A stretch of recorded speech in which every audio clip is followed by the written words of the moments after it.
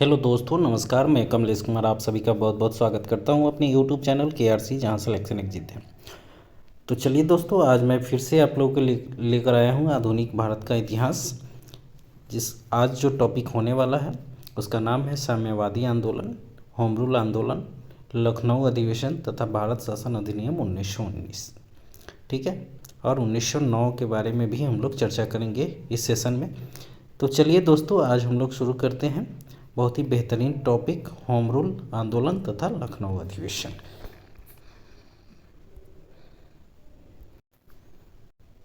तो साम्यवादी आंदोलन से आज का पहला क्वेश्चन जो है उसको देखते हैं हम लोग। बम्बई मिल हैंड्स एसोसिएशन की स्थापना किसने की थी? तो NM लोखंडे ने 1890 ईस्वी में। ठीक है, अगला पॉइंट है, किसने रूसी क्रांति 1917 ईस्वी के अभिनंदन में कविता लिखी थी? तो सुब्रमण्यम भारती ने। ठीक है, नेक्स्ट पॉइंट है दोस्तों, ब्रिटिश भारत में मजदूर आंदोलन संगठित करने में कौन अग्रगामी थे? तो वो थे NM लोखंडे जी। ठीक है, NM लोखंडे। अगला पॉइंट है, भारत का प्रथम आधुनिक मजदूर संघ संगठन कौन था? तो वो था मद्रास मजदूर संघ 1918 में। ये भारत का प्रथम तथा आधुनिक मजदूर सॉरी। नेक्स्ट पॉइंट है, भारत में 1918 ईस्वी में प्रथम मजदूर संघ की स्थापना किसने की थी? तो VP वाडिया ने। ठीक है, VP वाडिया ने। नेक्स्ट पॉइंट है, कम्युनिस्ट इंटरनेशनल की स्थापना मार्च 1919 में किसने की थी? तो इल्चियच लेनिन ने, मतलब बाल्शेविक पार्टी का जो संस्थापक थे लेनिन, उन्होंने किया था कम्युनिस्ट इंटरनेशनल की स्थापना 1919 में। बाल्शेविक पार्टी की स्थापना 1917 ईस्वी में हुई थी लेनिन के द्वारा ही। नेक्स्ट पॉइंट है, भारत में अखिल भारतीय ट्रेड यूनियन कांग्रेस की स्थापना किसने की थी? तो NM जोशी ने किया था। ठीक है, नेक्स्ट पॉइंट है, किस संगठन की स्थापना MN जोशी ने की थी? तो अखिल भारतीय ट्रेड यूनियन कांग्रेस, जिसको इंग्लिश में AITUC बोलते हैं। ठीक है, अगला पॉइंट है, बम्बई में अखिल भारतीय व्यापार संघ की स्थापना कब हुई थी? तो 31 अक्टूबर 1920 ईस्वी को। ठीक है, नेक्स्ट आगे बढ़ते हैं हम लोग। 1920 में आयोजित all India trade union Congress के उद्घाटन या प्रथम सत्र की अध्यक्षता किसने की थी? तो लाला लाजपत राय ने। नेक्स्ट पॉइंट है, भारत में मजदूर संघ आंदोलन से कौन जुड़े हुए थे? तो VP वाडिया एवं NM जोशी। ठीक है, VP वाडिया एवं NM जोशी। अगला पॉइंट है, अखिल भारतीय व्यापार संघ कांग्रेस का प्रथम महामंत्री कौन था? तो दीवान चमन लाल। ठीक है, दीवान चमन लाल। नेक्स्ट पॉइंट है, MN राय की उत्तर प्रवासी साम्यवादी पत्रिका कौन सी थी? तो वैगार्ड। ठीक है, वैगार्ड। नेक्स्ट पॉइंट है, मुजफ्फर अहमद, SA डांगे, शौकत उस्मानी तथा नलिनी गुप्ता किस षड्यंत्र के लिए कैद किए गए थे? तो कानपुर बालसेविक षड्यंत्र केस से। ठीक है, कानपुर बालसेविक षड्यंत्र। बहुत ही अच्छा क्वेश्चन है, इसको ध्यान में रखें। नेक्स्ट अगला पॉइंट है, भारतीय साम्यवाद का प्रवर्तक कौन था? तो MN राय। ठीक है, MN राय। अगला पॉइंट है, कानपुर में 1920 में स्थापित कम्युनिस्ट पार्टी ऑफ इंडिया का अधिवेशन किसकी अध्यक्षता में संपन्न हुआ था? तो सिंगारवेल्लू चेट्टी के अध्यक्षता में। नेक्स्ट पॉइंट है, कम्युनिस्ट इंटरनेशनल का सदस्य बनने वाला पहला भारतीय कौन था? तो MN राय। ठीक है, MN राय। नेक्स्ट पॉइंट है, ताशकंद में 17 अक्टूबर 1920 को भारतीय कम्युनिस्ट पार्टी की स्थापना किसने की थी? तो MN राय, अवनी मुखर्जी, मोहम्मद अली और मोहम्मद शफीक ने। कहाँ पर किया था? ताशकंद में। ठीक है, भारतीय कम्युनिस्ट पार्टी की स्थापना। नेक्स्ट आगे बढ़ते हैं हम लोग अगले पॉइंट की तरफ। अगला पॉइंट है, कानपुर षड्यंत्र मुकदमा किस आंदोलन के नेताओं के विरुद्ध था? तो साम्यवादी आंदोलन नेताओं के विरुद्ध। ठीक है, 21 फरवरी 1921 को हुआ था। अगला पॉइंट है, भारतीय साम्यवादी दल की स्थापना कब हुई थी? तो इसकी स्थापना 1 सितंबर 1924 ईस्वी को हुई थी। नेक्स्ट पॉइंट, ट्रेड यूनियन आंदोलन के क्रांतिकारी चरण का समय क्या था? तो 1926 से 1939। आगे बढ़ते हैं अगले पॉइंट की तरफ। अखिल भारतीय कर्मचारी एवं विकास दल कब अस्तित्व में आया था? तो वर्ष 1928 ईस्वी में। ठीक है, वर्ष 1928 ईस्वी में। अगला पॉइंट है, मेरठ षड्यंत्र केस में किस राष्ट्रीय नेता ने बंदियों का पक्ष लिया था? तो वो था MC चागला। ठीक है, MC चागला। अगला पॉइंट है, किस केस की समस्त संसार में चर्चा हुई और अभिव्यक्तों के समर्थन में Albert Einstein, H.C. Wells, Harold Laski तथा रूजवेल्ट ने सहानुभूति की टिप्पणी की? तो वो थे मेरठ षड्यंत्र मुकदमा 1929 से 1933। नेक्स्ट पॉइंट है, वर्ष 1929 में नागपुर में आयोजित all India trade union Congress के अध्यक्ष कौन थे? तो जवाहरलाल नेहरू। ठीक है, जवाहरलाल नेहरू। अगला पॉइंट है, सन 1929 में ऑल इंडिया कांग्रेस में क्यों विभाजन हुआ, जिसमें M.N. जोशी के भारतीय ट्रेड यूनियन फेडरेशन बनाने की आवश्यकता पड़ी थी? संगठन को अंतर्राष्ट्रीय साम्यवादी आंदोलनों से संयुक्त कराने पर मतभेद के कारण जो है इसकी आवश्यकता पड़ी थी। आगे बढ़ते हैं हम लोग। शमनेन्द्र नाथ टैगोर के द्वारा स्थापित दल का क्या नाम था? तो क्रांतिकारी साम्यवादी दल। अगला पॉइंट है, क्रांतिकारी साम्यवादी दल की स्थापना कब की गई थी? 1934 ईस्वी में। ठीक है, साम्यवादी दल की। नेक्स्ट पॉइंट, 1936 में इंडिपेंडेंट लेबर पार्टी की नींव किसने रखी थी? तो B.R. अम्बेडकर ने। ठीक है, B.R. अम्बेडकर ने। आगे बढ़ते हैं हम लोग। वर्ष 1938 में पारित ट्रेड डिस्प्यूट एक्ट का संबंध मुख्य रूप से किससे संबंधित है? तो हड़तालों को रोकने से। ठीक है। नेक्स्ट है, उस ICS ऑफिसर का नाम इंगित कीजिए जो कम्युनिस्ट आंदोलन के लिए गुप्त रूप से काम करता था तथा जिसने भारत में अंग्रेजी साम्राज्य पर भीतरघात किया था? H.V. कामत। ठीक है, H.V. कामत। नेक्स्ट अगला पॉइंट है, वामपंथी आंदोलन से कौन संबद्ध थे? P.C. जोशी, M.N. राय तथा मुजफ्फर अहमद। ये वामपंथी आंदोलन से संबंधित है। अगला पॉइंट है, कथन और कारण दोनों सही है और व्याख्या भी। ये ऑप्शन बेस्ट है, तो चलिए इसको देख लेते हैं। 1930 ईस्वी के दशक के आरंभ में भारतीय राष्ट्रवादी लहर में श्रमिक भागीदारी का प्रभाव था। श्रमिक नेता भारतीय राष्ट्रीय कांग्रेस की विचारधारा को बरजुआ और प्रतिक्रियावादी समझते थे। ठीक है, ये ऑप्शन बेस्ट क्वेश्चन है, तो चलिए इसको छोड़ देते हैं, आगे बढ़ते हैं हम लोग। अब आगे बढ़ते हैं हम लोग, भारत परिषद अधिवेशन 1909, होम रूल आंदोलन एवं कांग्रेस का लखनऊ अधिवेशन को देखते हैं। तो भारत परिषद अधिवेशन 1909 को देखते हैं। मार्ले मिंटो सुधार बिल किस वर्ष पारित हुआ था? तो वर्ष 1909 ईस्वी में। ठीक है। अगला पॉइंट है, वर्ष 1909 के इंडियन काउंसिल एक्ट में किस बात की व्यवस्था की गई थी? तो सांप्रदायिक प्रतिनिधित्व की। ठीक है, सांप्रदायिक प्रतिनिधित्व की।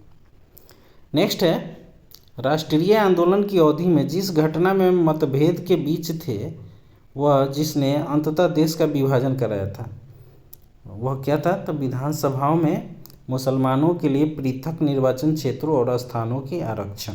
ठीक है। अगला पॉइंट है, किसने कहा था कि मार्ले मिंटो सुधार ने हमारा सर्वनाश कर दिया? तो ये गांधी जी ने कहा था। ठीक है, गांधी जी ने।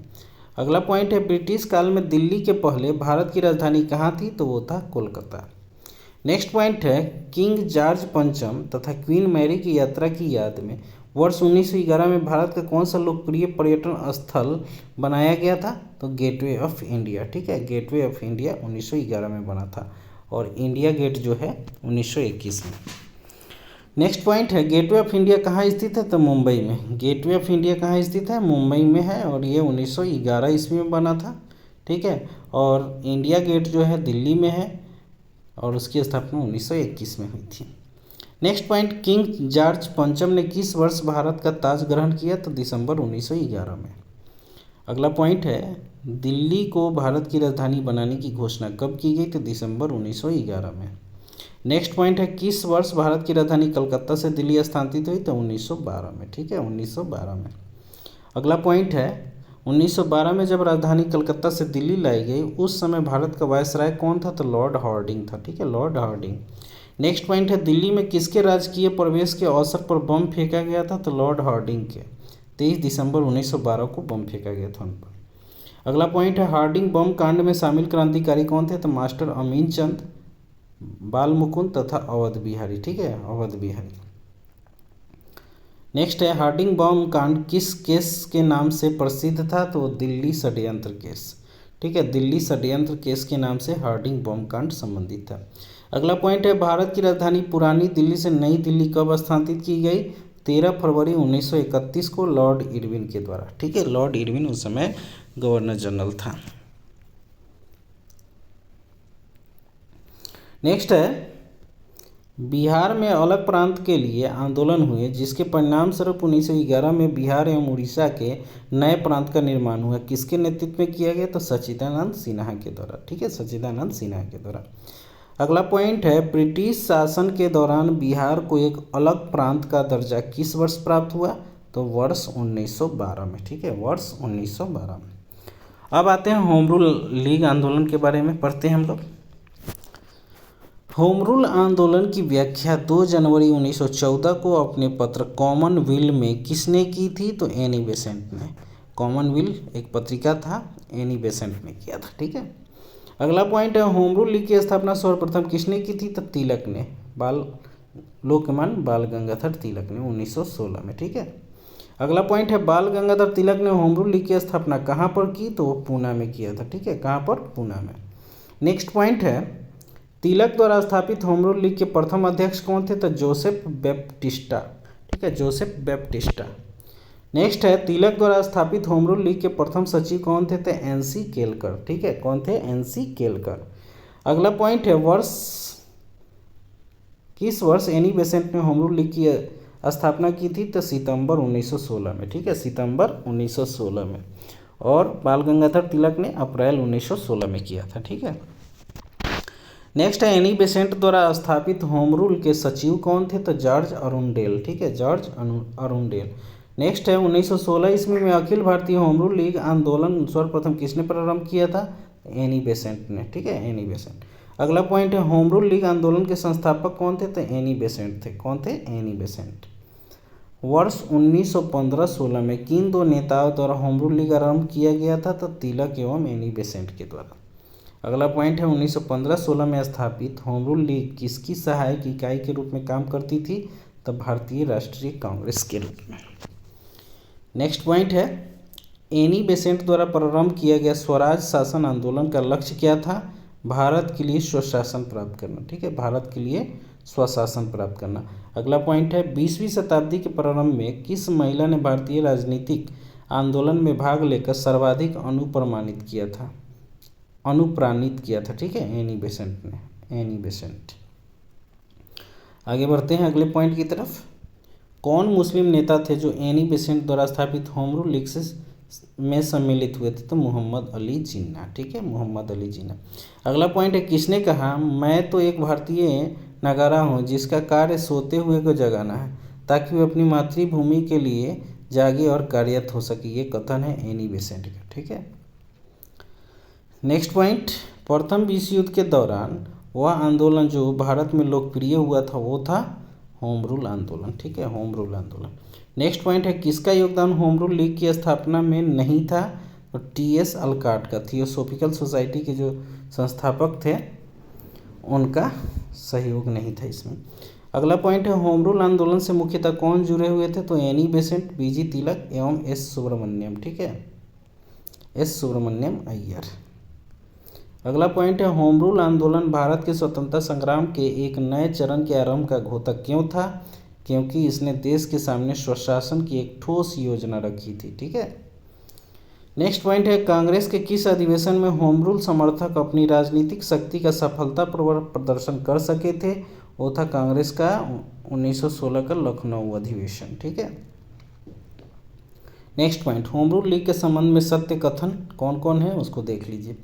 सबसे पहले इसकी योजना एनी बेसेंट ने वर्ष 1914-15 में प्रस्तुत की थी। ठीक है, दूसरा पॉइंट है तिलक की home rule league Maharashtra, Karnataka, Madhya Prant तथा बरार तक सीमित थी। तिलक द्वारा स्थापित होम रूल लीग अधिक शक्तिशाली थी। तिलक और एनी बेसेंट के मतभेदों के उपरांत दोनों लीग बनी थी। ठीक है, नेक्स्ट पॉइंट है एनी बेसेंट के संदर्भ में सही कथन क्या क्या है उसको भी देख लीजिए। होम रूल आंदोलन प्रारंभ करने के लिए उत्तरदायी थी। दूसरा है थियोसॉफिकल सोसाइटी की 1889 में सदस्य बनी। इंडियन नेशनल कांग्रेस की एक बार अध्यक्ष बनी थी 1917 में। मतलब भारतीय राष्ट्रीय कांग्रेस की प्रथम महिला अध्यक्ष यही बनी थी, एनी बेसेंट। अगला पॉइंट है फेबियन आंदोलन का प्रस्तावक कौन था? तो एनी बेसेंट थी। ठीक है, एनी बेसेंट। नेक्स्ट पॉइंट है अप्रैल 1920 में Akhil Bharatiya home rule league का अध्यक्ष किसे निर्वाचित किया गया था? तो महात्मा गांधी को। ठीक है, अगला पॉइंट है वर्ष 1920 में किसे ने अपना नाम परिवर्तित कर स्वराज सभा रख लिया था? All India home rule league ने, ठीक है, all India home rule league ने। नेक्स्ट आगे बढ़ते हैं हम लोग, कांग्रेस का लखनऊ अधिवेशन के बारे में पढ़ते हैं। बहुत ही अच्छा टॉपिक आज का सेशन में हो रहा है, तो आप लोग ज़रूर देखिए और शेयर और सपोर्ट ज़रूर कीजिए। अगर कहीं कुछ गलत हो तो ज़रूर कमेंट बॉक्स में बताइएगा, कुछ सुधार की ज़रूरत होगी तो मैं आगे सुधार करूँगा। नेक्स्ट अगला पॉइंट है दिसंबर 1916 में इंडियन नेशनल कांग्रेस तथा इंडियन मुस्लिम लीग ने एक ही समय अपने अधिवेशन कहाँ आयोजित किए थे? तो लखनऊ में, ठीक है, कहाँ पर? लखनऊ में। नेक्स्ट पॉइंट है कांग्रेस और मुस्लिम लीग के बीच प्रसिद्ध लखनऊ समझौते पर हस्ताक्षर कब हुआ था? तो 1916 में, ठीक है, 1916 में। अगला पॉइंट है किसने मुस्लिम लीग और भारतीय राष्ट्रीय कांग्रेस को 1916 में एक साथ लाने में महत्वपूर्ण भूमिका अदा की थी? तो लोकमान्य तिलक ने, ठीक है, लोकमान्य तिलक ने। नेक्स्ट पॉइंट 1916 में भारतीय राष्ट्रीय कांग्रेस के लखनऊ अधिवेशन की अध्यक्षता किसने की थी? MC मजूमदार, मतलब अंबिकाचरण मजूमदार, ठीक है। नेक्स्ट पॉइंट अतिवादियों और उदारवादियों के पुनर्मिलन की प्रक्रिया में प्रमुख शिल्पी कौन था? तो एनी बेसेंट थे, ठीक है। अगला पॉइंट है कांग्रेस ने प्रथम बार मुस्लिम समुदाय के लिए पृथक निर्वाचित प्रणाली कब स्वीकार की थी? वर्ष 1916 में, ठीक है। आगे बढ़ते हैं हम लोग, कांग्रेस के 1916 के लखनऊ अधिवेशन में कौन सा मुख्य दूरगामी परिणाम वाला निर्णय लिया गया था? मुस्लिम लीग की पृथक निर्वाचन क्षेत्र की मांग स्वीकार की गई, ठीक है। अगला पॉइंट है कांग्रेस के 1916 के लखनऊ अधिवेशन में नरम दल के किस अध्यक्ष ने तिलक तथा उसके समर्थकों को कांग्रेस में वापस लिया था? तो अंबिकाचरण मजूमदार ने, ठीक है, अंबिकाचरण मजूमदार। अगला पॉइंट है वर्ष 1916 के लखनऊ के कांग्रेस अधिवेशन के संदर्भ में सत्य कथन कौन है? तो अंबिकाचरण मजूमदार ने इसकी अध्यक्षता की थी। इस अधिवेशन में उदारवादियों और उग्रवादियों के बीच पुनः मेल स्थापित हुआ था। और तीसरा है महात्मा गांधी पहली बार चंपारण के किसानों की समस्याओं से अवगत कराए गए थे। तो ये तीनों सही है। नेक्स्ट पॉइंट है इंडियन नेशनल कांग्रेस और मुस्लिम लीग के बीच वक्तव्य समय क्या था? मतकय समय क्या था? 1916 से 1922, ठीक है, मतलब समझौता का टाइमिंग पूछ रहा है, ठीक है। भारतीय राष्ट्रीय कांग्रेस के किस अधिवेशन में महात्मा गांधी को चंपारण के किसानों की समस्याओं को अवगत कराया गया था? लखनऊ अधिवेशन 1916 के समय। आगे बढ़ते हैं हम लोग, भारतीय राष्ट्रीय कांग्रेस के किस अधिवेशन में बाल गंगाधर तिलक ने अभिव्यक्त किया था स्वराज मेरा जन्मसिद्ध अधिकार है और मैं इसे लेकर रहूँगा? लखनऊ अधिवेशन 1916 के समय ही। नेक्स्ट पॉइंट वर्ष 1916 के लखनऊ समझौते की महत्वपूर्ण विशेषता क्या थी? तो कट्टरपंथियों के पुनर्मिलन को सहमति देना, ये था महत्वपूर्ण विशेषता। अगला पॉइंट है किस समझौते का लक्ष्य हिंदू मुस्लिम मतभेदों को सुलझाना था? तो वो था लखनऊ समझौता, ठीक है। तो दोस्तों ये था आज का सेशन, जो बहुत ही अच्छा सेशन था। कांग्रेस का लखनऊ अधिवेशन हो गया, होम रूल आंदोलन हो गया तथा भारत परिषद अधिवेशन 1909 के बारे में चर्चा की गई है इस वीडियो में, और साम्यवादी आंदोलन। तो ये 4 टॉपिक को आज मैंने डिस्कस किया है। आप लोगों को ये सेशन कैसा लगा ज़रूर बताइएगा, और मैं कोशिश करता हूँ कि एक भी प्रश्न न छूटे। और ये बहुत अच्छी बुक है समग्र इतिहास, तो आप लोग ज़रूर इस चीज़ को देखिए, और हो सके तो आप लोग इस बुक को खरीद के पढ़िए। दरोगा PCS वगैरह की तैयारी करने वाले जितने भी स्टूडेंट हैं उनके लिए बहुत ही उपयोगी पुस्तक है। तो ये मेरा अनुमान है और मैंने इसे पढ़ा है, इसलिए मैं आप लोगों को करा भी रहा हूँ, और इसमें गलत फैक्ट ना के बराबर है। तो NCERT आधारित है, और ये PT मेंस के लिए तो बहुत ही अच्छा है। स्टेट PCS करने वाले इसे एक बार ज़रूर पढ़ेंगे, दरोगा के तैयारी करने वाले भी, बिहार SSC वगैरह, बहुत अच्छा फैक्ट इसमें दिया हुआ है, और सारे क्वेश्चन का संकलन एक साथ है। तो ज़रूर आप लोग इस वीडियो को देखिए। और बिहार टीचर का एग्ज़ाम तो अभी स्थगित हो गया है, कैंसिल हुआ है, तो उसका एग्ज़ाम भी अब कुछ दिन के बाद ही होगा। तो आप लोग लगे रहिए, निराश मत होइए, जल्द ही आपकी वैकेंसी फिर से शुरू होगी और री एग्ज़ाम होगा। तो दोस्तों फिर मिलते हैं अगले वीडियो में अगले टॉपिक के साथ। तब तक के लिए अपनी पढ़ाई को जारी रखिए। धन्यवाद।